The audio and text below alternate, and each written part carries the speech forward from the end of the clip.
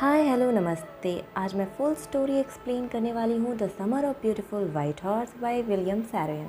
इस कहानी में आरंभ बताता है कि बहुत समय पहले जब वह 9 वर्ष का था, एक दिन सुबह 4 बजे उसका कज़न मुराद उसकी खिड़की को थपथपाता है और जगाता है। आरम ने बाहर जो देखा उस पर उसे यकीन नहीं हो रहा था। मुराद एक सुंदर सफ़ेद घोड़े पर बैठा था। मुराद ने कहा, अगर घुड़सवारी करना चाहते हो तो जल्दी आ जाओ।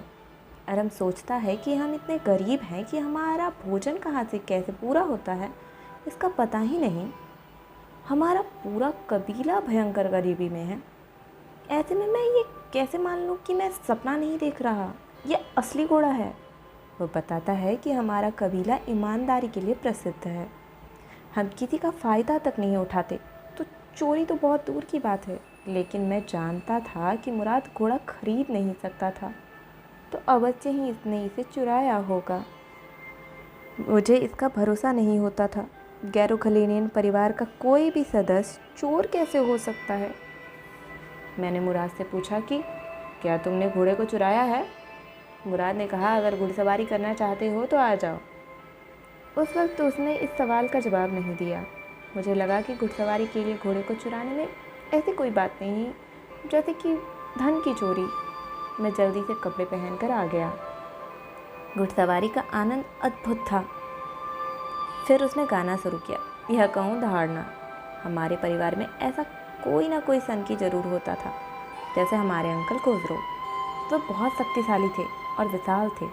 वे बिना किसी की पूरी बात सुने समझे उसे यह बोलकर चुप करा देते थे, इट इज़ नो हार्म, पे नो हैपन टू इट। एक बार तो उनका बेटा अरक दौड़कर 8 ब्लॉक पार करके उनके पास गया, जहाँ वो एक बार्बर की शॉप पर थे, यह बताने कि हमारे घर में आग लग गई है। पर उन्होंने यह बोलकर चुप करा दिया कि इसका कोई नुकसान नहीं है, इसकी ओर ध्यान मत दो। बार्बर के कहने पर भी उन्होंने उसे डांट कर चुप करा दिया। मेरे कज़न मुराद को उनका स्वभाव का उत्तराधिकारी माना जाता है, जबकि मुराद के पिता जोराब थे, जो कि व्यावहारिक व्यक्ति थे। पर हमारे कबीले का मानना है कि कोई व्यक्ति किसी की मांस का तो पिता हो सकता है, पर आत्मा का पिता नहीं हो सकता।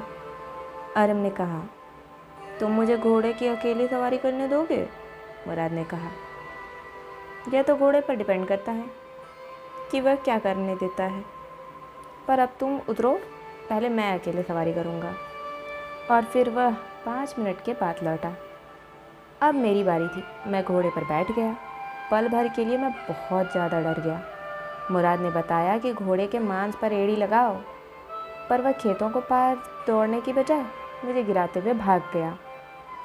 मुराद ने मेरे पास आकर मुझे डांटा और कहा, मुझे तुम्हारी कोई चिंता नहीं है, मुझे घोड़े की चिंता है, जाकर जल्दी उसे ढूंढो। एक और तुम ढूंढो, एक और मैं ढूंढता हूँ। घोड़े को ढूंढकर वापस लाने में आधा घंटा लग गया। तब उसने कहा, अब सब जाग रहे हैं तो हम इसे छिपा देते हैं। मैंने पूछा, कहाँ। उसने कहा, मुझे एक जगह पता है। मुझे शक हुआ कि वह घुड़सवारी कुछ समय पहले से कर रहा होगा। मेरे पास आज आया है क्योंकि उसे पता है कि मुझे घुड़सवारी करने की कितनी इच्छा थी। मैंने पूछा, तुम कब से घुड़सवारी कर रहे हो। उसने कहा, आज सवेरे से पहले से नहीं। मैंने कहा, क्या तुम सच कह रहे हो। उसने कहा, बिल्कुल नहीं, पर अगर हम पकड़े गए तो तुम्हें यही कहना है, ठीक है। मैंने कहा, ठीक है। उसने एक सुनसान खलिहान में घोड़े को छिपा दिया और कुछ इशारा देकर हम लोग वापस अपने घर की ओर आए। आरम ने पूछा, तुम यह सब कैसे कर लेते हो। मुराद ने कहा, मेरे घोड़े के साथ अच्छी समझ है। मैंने पूछा, कैसी समझ।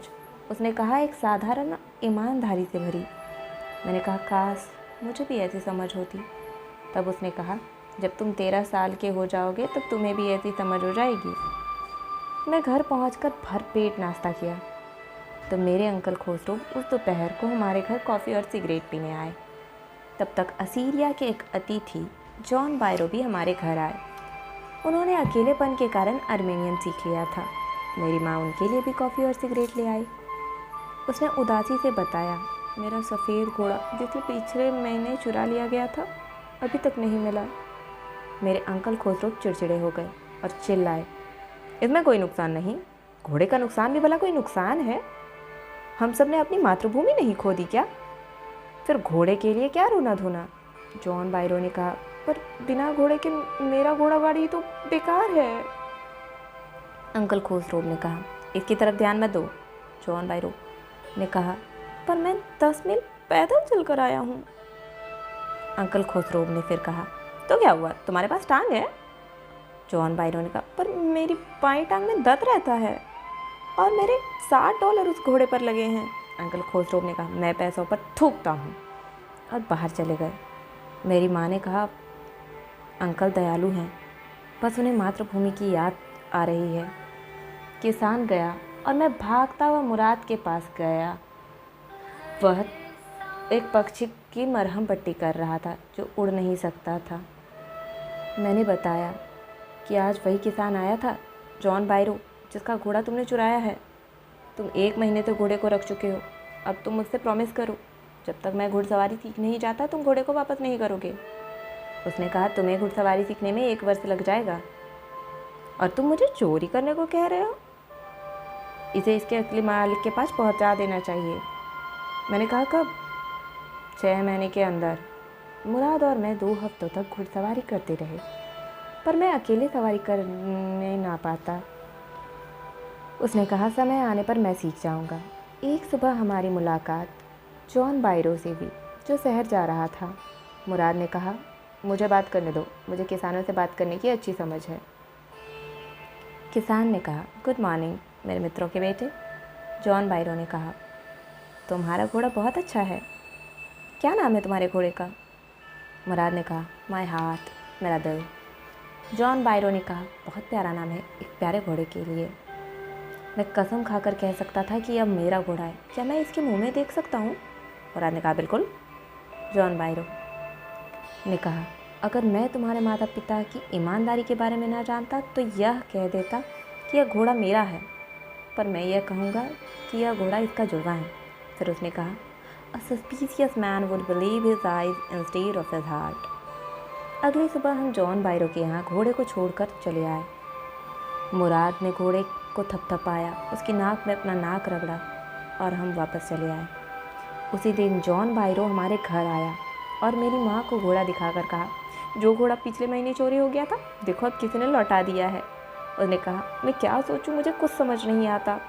घोड़ा तो पहले के मुकाबले अधिक शक्तिशाली और स्वभाव में भी बहुत अच्छा हो गया है। मैं भगवान का शुक्रगुजार हूँ। अंकल खोसरोब, जो यह सब सुन रहे थे, चिड़चिड़े हो गए और कहा, इसकी तरफ ध्यान मत दो, चुप रहो। तो आपने इस कहानी से क्या सीखा और आपने देखा कि किस प्रकार से ईमानदारी की जीत हुई। आपको क्या लगता है? चलिए एक सवाल का जवाब दीजिए कि मुराद ने घोड़े को वापस क्यों किया होगा। ऑप्शन 1, उस पर जॉन बायरो की बात का असर हुआ और उसके अंदर की ईमानदारी और ज़्यादा जाग गई। ऑप्शन 2, उसे पकड़े जाने का डर लगा। या ऑप्शन 3, घोड़े से उसका मन भर चुका था। कमेंट में इस सवाल का जवाब ज़रूर दें। और आपने इस कहानी से क्या सीखा और क्या आपके साथ भी कभी ऐसा कुछ हुआ है कि आपने कोई चोरी की है या किसी की चोरी में साथ दिया है, तो हमें कमेंट करके ज़रूर बताइए।